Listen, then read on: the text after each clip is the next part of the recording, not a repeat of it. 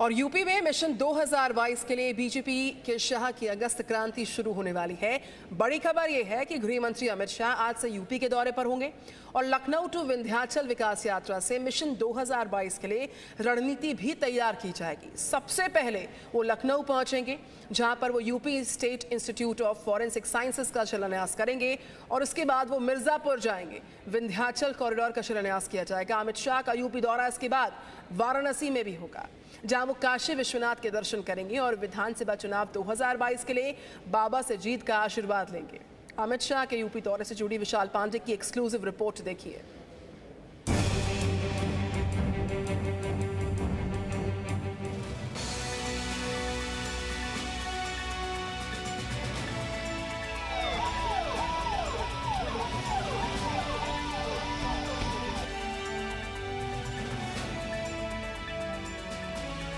UP के दौरे पर बीजेपी के शाह।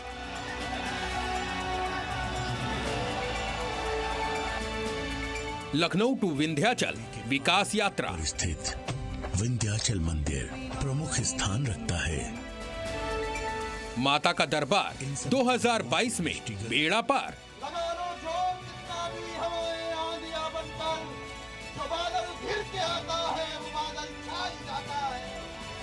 गृह मंत्री अमित शाह के यूपी दौरे की हर एक एक्सक्लूसिव जानकारी देने से पहले हम चाहेंगे कि आप यूपी में प्रस्तावित विंध्याचल कॉरिडोर के बारे में जानें, जिसका शिलान्यास करने के लिए अमित शाह लखनऊ से सीधे मिर्जापुर जाएंगे।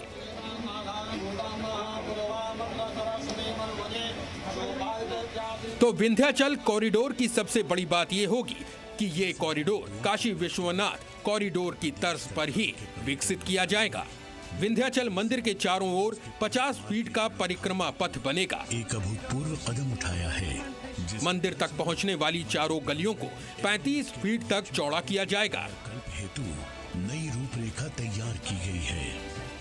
न्यू वीआईपी, ओल्ड वीआईपी, कोतवाली रोड और गंगा घाट की गली को चौड़ा किया जाएगा। गंगा घाट से सीधे विंध्याचल मंदिर को जोड़ने का काम होगा। युक्त अष्टकोणीय परकोटे का निर्माण किया जाएगा।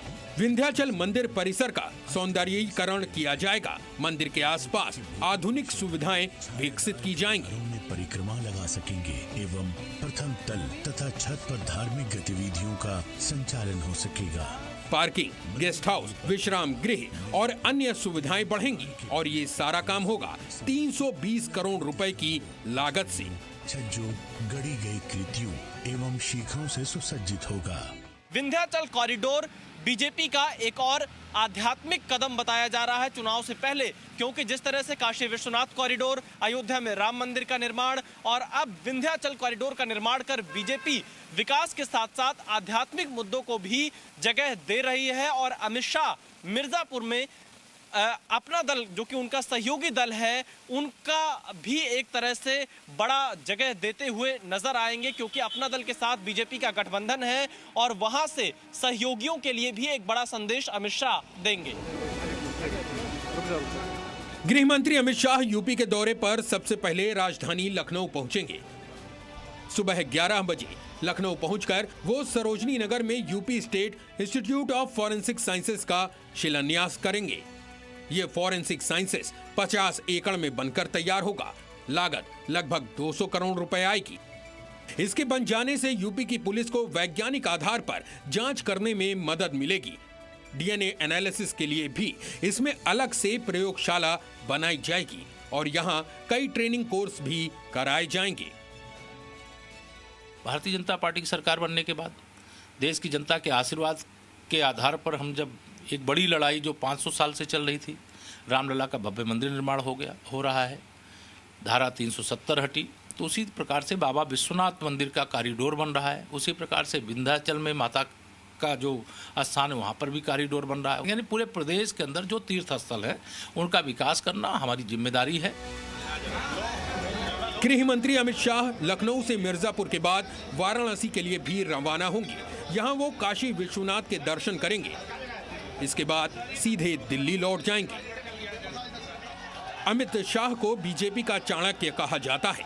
2017 में यूपी के विधानसभा चुनाव में प्रचंड जीत के सबसे बड़े किरदार अमित शाह ही थे।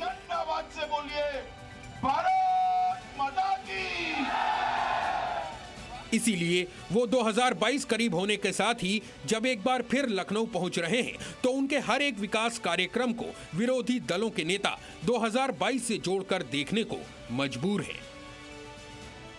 विशाल पांडे, जी मीडिया, लखनऊ। उत्तर प्रदेश में जब से आबादी नियंत्रण कानून की चर्चा शुरू हुई है, सियासी संग्राम काफी बड़ा है। AIMIM चीफ ओवैसी ने अब एक बार फिर से जनसंख्या नियंत्रण बिल पर सवाल उठा दिया। ओवैसी ने सवाल उठाया, पूछा कि यूपी में 150 से ज्यादा बीजेपी के MLAs ऐसे हैं जिनके 2 से ज्यादा बच्चे हैं, तो क्या बीजेपी उन्हें टिकट नहीं देगी?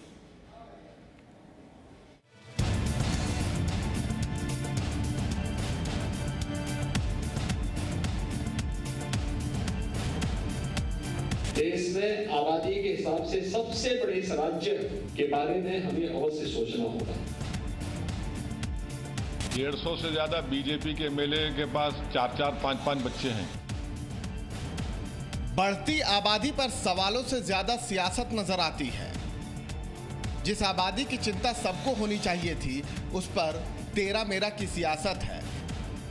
AIMIM चीफ असदुद्दीन ओवैसी ने आबादी बिल पर उत्तर प्रदेश के मुख्यमंत्री योगी आदित्यनाथ को चैलेंज करते हुए कहा कि वो उनसे डिबेट करने तक को तैयार है। उत्तर प्रदेश की जनता इनसे तंग आ चुकी है और इसका बेहतरीन जवाब देगी उत्तर प्रदेश की जनता।